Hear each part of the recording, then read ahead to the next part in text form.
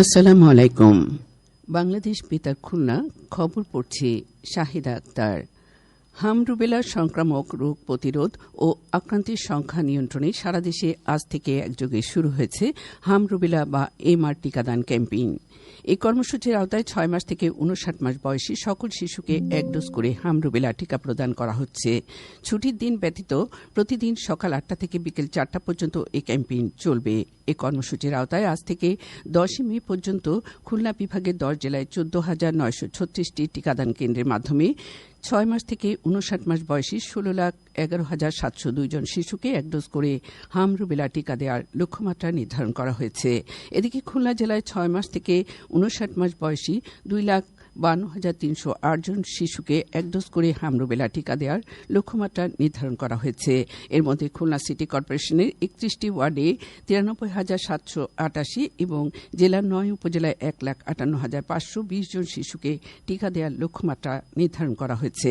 জাতীয় সংসদের হুইপ রকিবুল ইসলাম বকুল আজ সকালে ফুলবাড়ী গেট বক্ষব্যাধি হাসপাতালে বিভাগীয় পর্যায়ে হাম রুবেলা টিকাদান ক্যাম্পেইনের উদ্বোধন করবেন। এছাড়া সাতক্ষীরা জেলায় 1,78,815, বাগেরহাটে 1,48,000, যশোরে 2,84,800, ঝিনাইদহে 1,88,583, মাগুরায় 87,135, কুষ্টিয়ায় 2,30,926, চুয়াডাঙ্গায় 1,03,05 এবং মেহেরপুরে 55,253 জন শিশুকে 1 ডোজ করে হাম রুবেলা টিকা দেওয়ার লক্ষ্যমাত্রা নির্ধারণ করা হয়েছে। টিকাদান ক্যাম্পেইন সফল করার জন্য বিভাগের 10 জেলায় 2,294 জন টিকাদানকারী এবং 7,754 জন ভলান্টিয়ার দায়িত্ব পালন করছেন। এদিকে হাম রুবেলা টিকাদান ক্যাম্পেইন উপলক্ষে রেজিস্ট্রেশন পদ্ধতি চালু করা হয়েছে। যাদের 6 মাস থেকে 59 মাস বয়সী শিশু রয়েছে তারা vaxepi.gov.bd এই ওয়েবসাইটে গিয়ে অনলাইনে জন্ম নিবন্ধন দিয়ে রেজিস্ট্রেশন করতে পারবেন। তবে যাদের জন্ম নিবন্ধন নেই তারাও রেজিস্ট্রেশন ছাড়াই টিকা নিতে পারবে। বাংলাদেশ রেড ক্রিসেন্ট সোসাইটির ক্লাইমেট রেজিলিয়েন্ট ক্লিন সিটিজ 3C প্রকল্পের অগ্রগতি পর্যালোচনা ও সমন্বয় সভা গতকাল খুলনা সিটি কর্পোরেশনের নগর ভবনে GIZ মিলনায়তনে অনুষ্ঠিত হয়। প্রকল্পের আওতায় 2025 সালে মহানগরের 21 ও 22 নম্বর ওয়ার্ডের জোড়াগেট ও রূপসা চর এলাকায় ড্রেন ও রাস্তা নির্মাণ, স্ট্রিট লাইট স্থাপন, ড্রেন ও পুকুর পরিষ্কার, মশক নিধন, বর্জ্য ব্যবস্থাপনা, পরিবার ভিত্তিক টয়লেট নির্মাণ ও বেসিন স্থাপন সহ ক্লাস্টার কমিটি গঠন করে দায়িত্ব ও কর্তব্য সম্পর্কে প্রশিক্ষণ প্রদান করা হয়।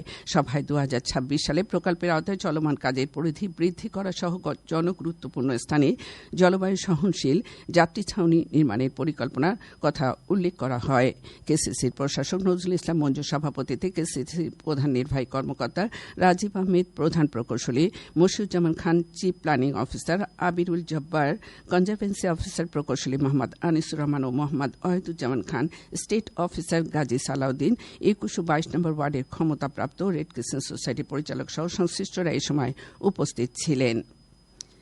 বিকল্প বিরোধ নিষ্পত্তি বিষয়ক এক প্রশিক্ষণ কর্মশালা গতকাল যশোর চিফ জুডিশিয়াল ম্যাজিস্ট্রেট আদালতের সভাকক্ষে অনুষ্ঠিত হয়। সুপ্রিম কোর্টের আপিল বিভাগের অবসরপ্রাপ্ত বিচারপতি ইমান আলী এতে প্রধান অতিথি এবং সুপ্রিম কোর্টের হাইকোর্ট বিভাগের অবসরপ্রাপ্ত বিচারপতি আব্দুল মোমেন বিশেষ অতিথি ছিলেন।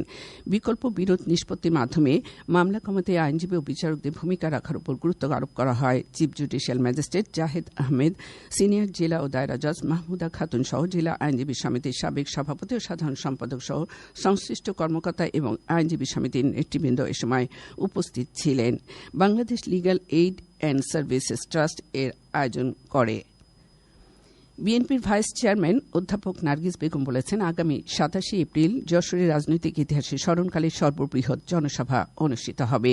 অতীতে শহীদ রাষ্ট্রপতি জিয়াউর রহমান এবং বেগম খালেদা জিয়ার সময় যশোরের মানুষ তাদের প্রতি সর্বোচ্চ আস্থা রেখেছিল। তাদের যোগ্য উত্তরসূরি বর্তমান প্রধানমন্ত্রী তারেক রহমানের প্রতি এই জেলার মানুষ সেই আস্থার ধারাবাহিকতা রেখেছে। তিনি গতকাল যশোর সদর উপজেলার নোয়াপাড়া ইউনিয়ন বিএনপির আয়োজনে শেখাটি ইউনিয়ন পরিষদ কার্যালয়ে আগামী 27 এপ্রিল যশোরে প্রধানমন্ত্রী তারেক রহমানের জনসভা সফল করার লক্ষ্যে এক প্রস্তুতিমূলক সভায় প্রধান অতিথির বক্তৃতায় একথা বলেন। ভাইস চেয়ারম্যান বলেন, আগামী 27 এপ্রিল ঐতিহাসিক জনসভায় মানুষের স্বতঃস্ফূর্ত উপস্থিতির মাধ্যমে সেটি প্রমাণিত হবে। যশোরে বিএনপির প্রতিটি রাজনৈতিক কর্মসূচি অত্যন্ত সুশৃঙ্খল ও শান্তিপূর্ণ হিসেবে প্রমাণিত। নোয়াপাড়া ইউনিয়ন বিএনপির সভাপতিত্বে সদর উপজেলা বিএনপির সহ সভাপতি, সাংগঠনিক সম্পাদক ও নোয়াপাড়া ইউনিয়ন বিএনপির সাধারণ সম্পাদক সহ দলীয় নেতৃবৃন্দ এ সময় উপস্থিত ছিলেন।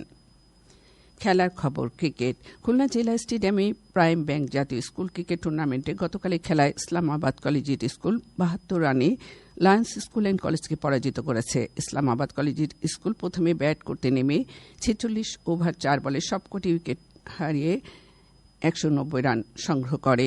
জবাবে Lions school and college ৪০ over ২ বলে সবকটি উইকেট হারিয়ে ১১৮ রান করতে সমর্থ হয়। এদিকে যশোর শামসুল-হুদা স্টেডিয়ামে একই টুর্নামেন্টের গতকালের খেলায় মিউনিসিপাল প্রিপারেটরি উচ্চ বিদ্যালয় ৩৪ রানে বাদশাহ ফয়সাল ইসলামী ইনস্টিটিউটকে পরাজিত করেছে। প্রথমে ব্যাট করতে নেমে মিউনিসিপাল প্রিপারেটরি উচ্চ বিদ্যালয় ৪৩ ওভারে সবকটি উইকেট হারিয়ে ১৬০ রান করে। জবাবে বাদশাহ ফয়সাল ইসলামী ইনস্টিটিউট ২৬ ওভার ১ বলে ১২৬ রানে অল আউট হয়ে যায়। আজ Jessore collector school and college ও ঝিকরগাছা বিএ মাধ্যমিক বিদ্যালয় পরস্পরের মোকাবিলা করবে। সবশেষে আবহাওয়া। আজ বেলা ১টা পর্যন্ত পূর্বাভাসে বলা হয়েছে রংপুর, ময়মনসিংহ ও সিলেট অঞ্চলের উপর দিয়ে পশ্চিম উত্তর পশ্চিম দিক থেকে অস্থায়ীভাবে ঘণ্টায় ৬০ থেকে ৮০ কিলোমিটার বেগে ঝোড়ো হাওয়া বয়ে যেতে পারে। সেই সঙ্গে বৃষ্টি অথবা বজ্রসহ বৃষ্টিপাতের সম্ভাবনা রয়েছে। এসব এলাকার নদী বন্দরসমূহকে ২ নম্বর নৌ হুঁশিয়ারি সংকেত দেখাতে বলা হয়েছে। খবর শেষ হলো। আমাদের পরবর্তী খবর প্রচারিত হবে দুপুর ১২টা ১০ বাংলায়। অনুষ্ঠান